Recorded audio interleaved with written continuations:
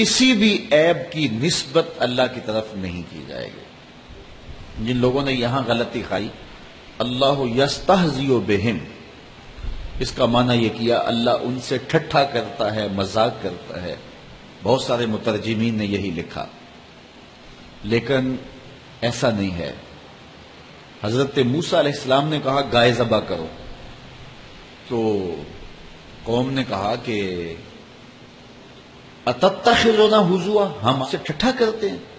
تو حضرت موسیٰ نے کہا کہ میں اللہ کی پناہ میں آتا ہوں، کیا میں جاہل ہوں کہ میں ٹھٹھا کروں؟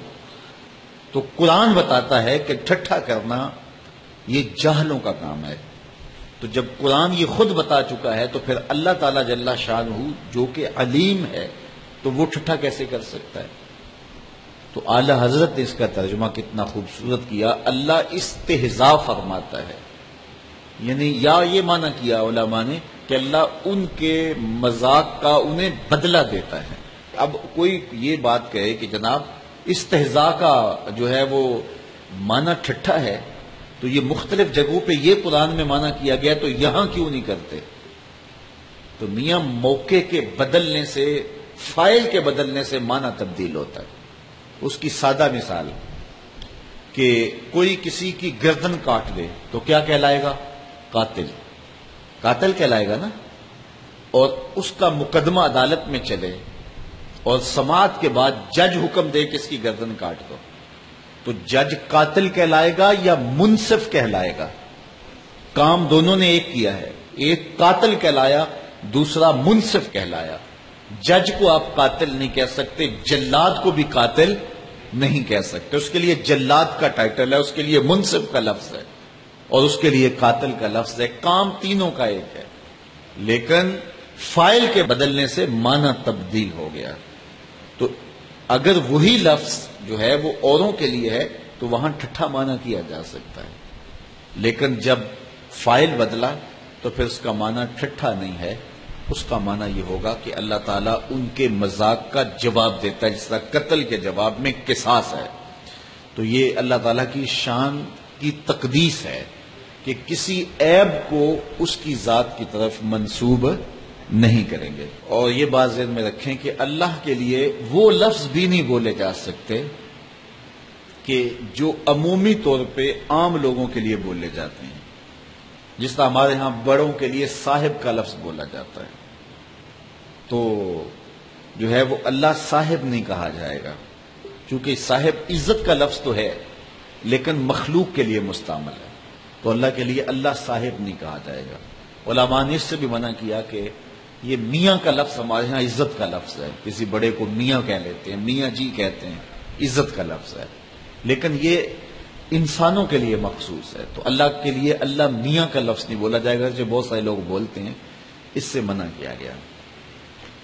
علماء نے کہا کہ بہتر یہ ہے اس کے لیے واحد کا صیغہ بولا جائے، اللہ فرماتا ہے، اللہ کہتا ہے، اللہ ارشاد کرتا ہے، لیکن اگر تکریم کے لیے کبھی جمع کا صیغہ بولا جائے تو قرآن مجید سے جو ہے یہ بھی ثابت ہے، نحنو کے نحنو نزلنا ذکر، ہم نے اس کو نازل کیا، تو جمع کا لفظ بھی بولا جا سکتا ہے، لیکن زیادہ جو ہے وہ وحدت کے لفظ کی ترغیب دی گئی ہے کہ واحد کے لفظ کو اس کے لیے بولا جائے۔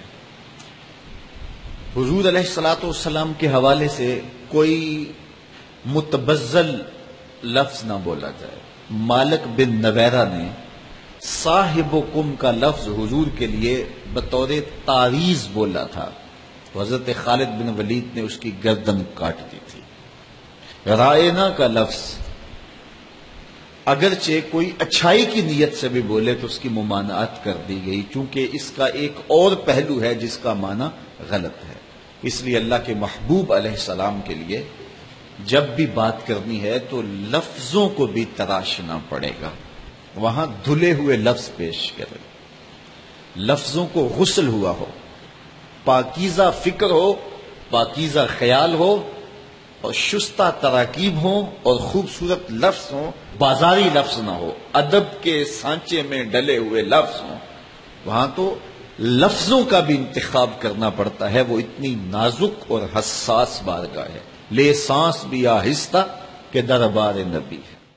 توحید و رسالت اور عقیدہ آخرت یہ بنیادی عقائد ہیں جو ہمیں ازبر بھی ہونے چاہیے، اور وہ صرف دلائل کی حد تک نہیں بلکہ وہ روح تک اترے ہوئے ہونے چاہیے۔ اللہ تعالیٰ جل شانہ رازق ہے، ہم سب کا خالق ہے، اور وہ قادر مطلق ہے، وہ واجب الوجود ہے، اس کی نظر سے کوئی پوشیدہ نہیں ہے، وہ ہر ایک کو دیکھ رہا ہے۔ یہ عقائد جب ہمارے پیدا ہو جاتے ہیں تو پھر ہم بے خوف ہو جاتے ہیں۔ جب یہ عقیدہ جم جاتا ہے کہ میرا اللہ مجھے دیکھ رہا ہے تو اس عقیدے کے اثرات مرتب ہوتے ہیں۔ اثر یہ مرتب ہوتا ہے کہ بند کوٹھڑی میں بھی جرم نہیں ہو سکتا اس عقیدے کے ساتھ کہ میرا اللہ مجھے دیکھ رہا ہے۔ یہ کہیں لکھا ہو نا کیمرے کی آنکھ دیکھ رہی ہے تو حرکات و سکنات مرتب ہو جاتی ہیں، بندہ کہتا ہے کہ مجھے دیکھا جا رہا ہے۔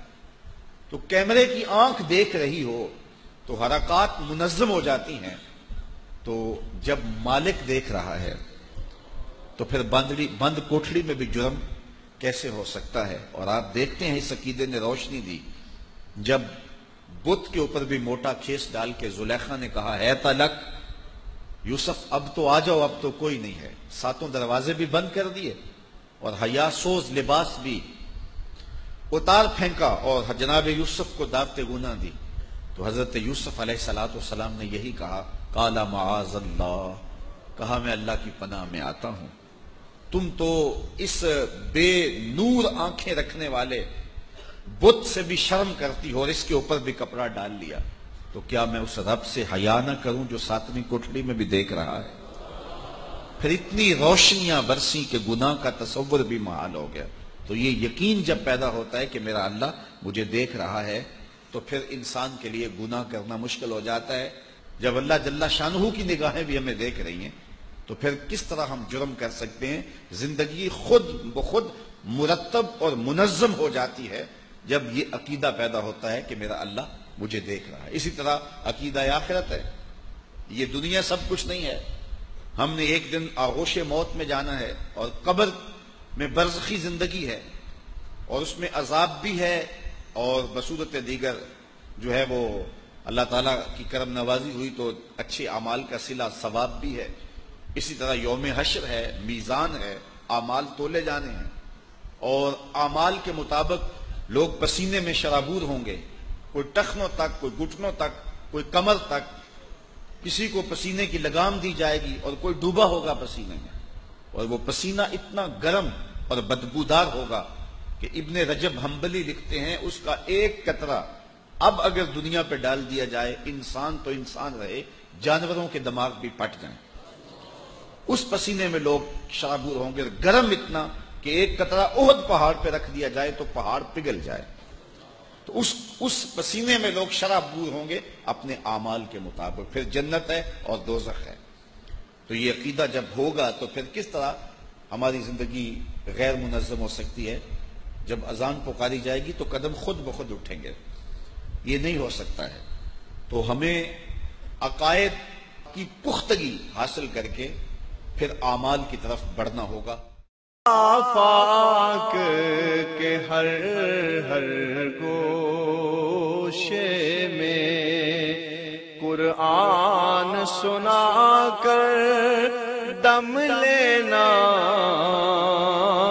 اب رکنا نہیں، اب تھمنا نہیں، فردوس میں جا کر دم لینا،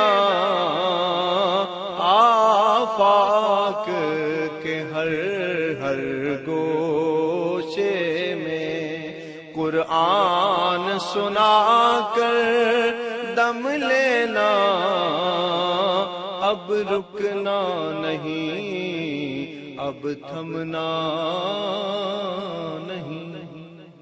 آفاق کے ہر گوشے میں قرآن سنا کر دم لینا،